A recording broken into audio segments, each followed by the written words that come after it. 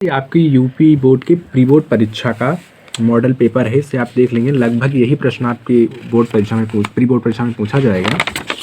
पहले 20 नंबर के बहुविकल्पी आपके आते हैं, वो मार्कशीट पर जैसे भरना होता है वही आ रहा है। तो इसमें आप प्रश्न देख सकते हैं, पुनर्वाक्य किस विधा की रचना है, इसे आप देख लेना। आषाढ़ एक दिन लेख के लेखक हैं।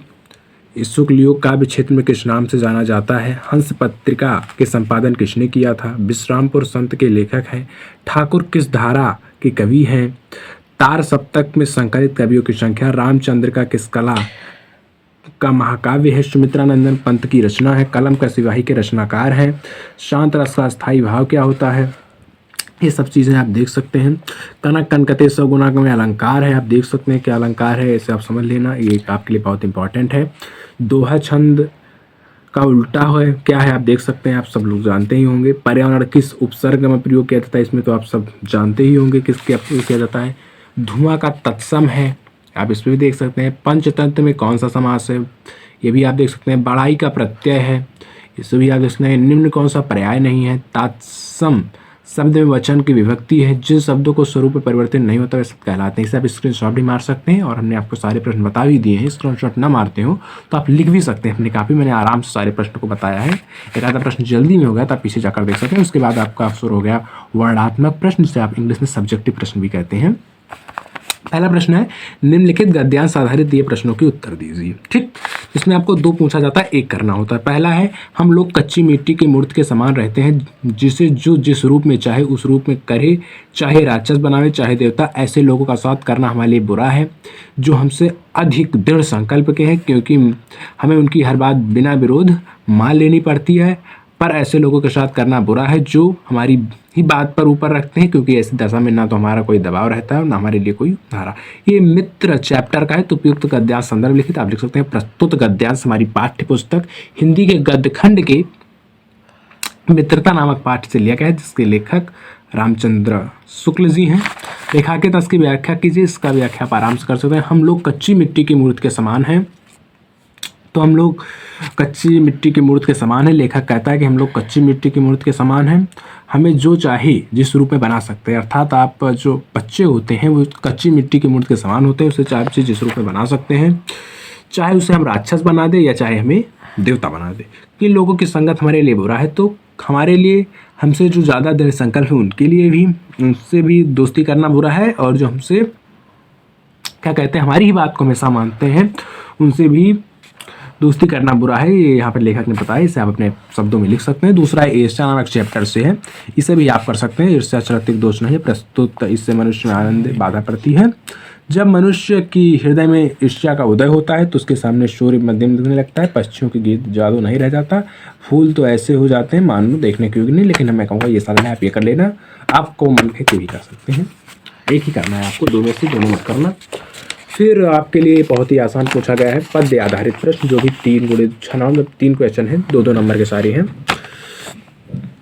इतने ऊधों में ब्रज विसरत नाही, वृंदावन वन उपवन संघन गुंज की छाया। प्रात समय मात जसुमत, अरु नंद देख सुख पावत। माखा रोटी दह्यो सजायो, अति अति साथ खवावत। गोपी ग्वाल संग खेलत, सब दिन हंसत से रात। शोर सात धन ब्रजवासी, जिन सोहित जथुनाथ। इससे भी आप देख सकते हैं, इसको भी हम बता देते हैं।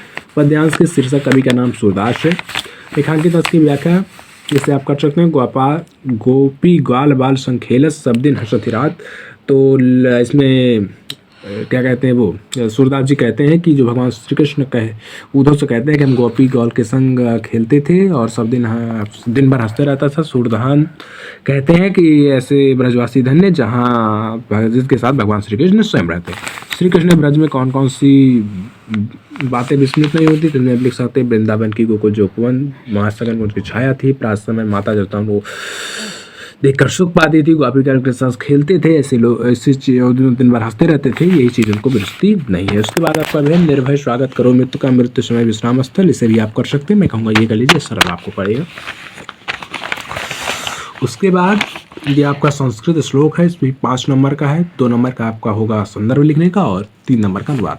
संस्कृत में अनुवाद किस प्रकार लिखा है, क्या कहते हैं गद्यांश किस प्रकार लिखा जाता है, संदर्भ किस प्रकार लिखा जाता है, तो आप देख सकते हैं। प्रस्तुत गद्यांश हमारी पाठ्य पुस्तक हिंदी के संस्कृत खंड से नाम डाडा नामक पाठ से लिया गया है।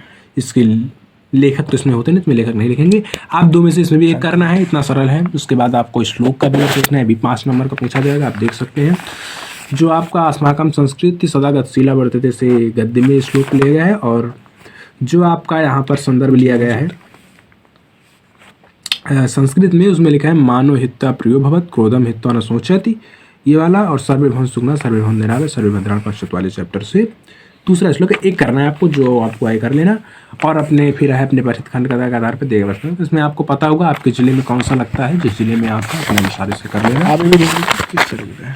ठीक, कौन सा सर्ग लिखना है, कौन सा सर्ग लिखना है आप देख सकते हैं, इसमें अपने जिले में होता है, आपके जिले में जो होगा।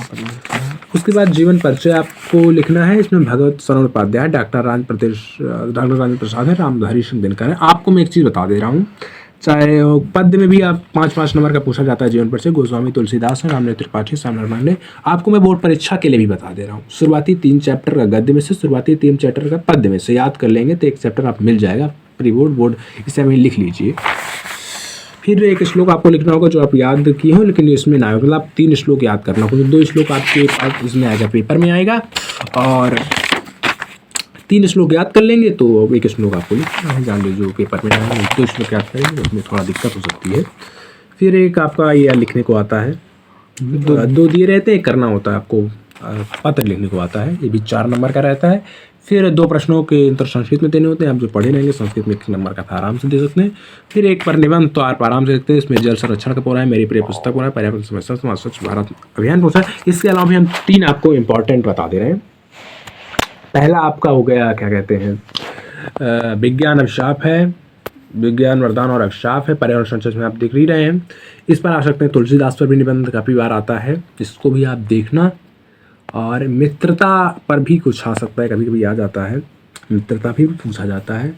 उसके बाद ज़्यादातर यही सारी चीज़ें पूछी जाती हैं, कभी कभी तो कोरोना वायरस पर भी पूछ लिया जाता है। और वर्तमान में जो चीज़ें चल रही आर्टिफिशियल इंटेलिजेंट, ये भी पूछा जा सकता है। और अगले साल हुए था कुंभ मेला, उस पर भी पूछा जा सकता है, इससे आप इंपॉर्टेंट मान इतने में करेंगे आपको मिल जाएगा, 100% गारंटी मेरी, 7 नंबर आपके पक्के हो जाएंगे।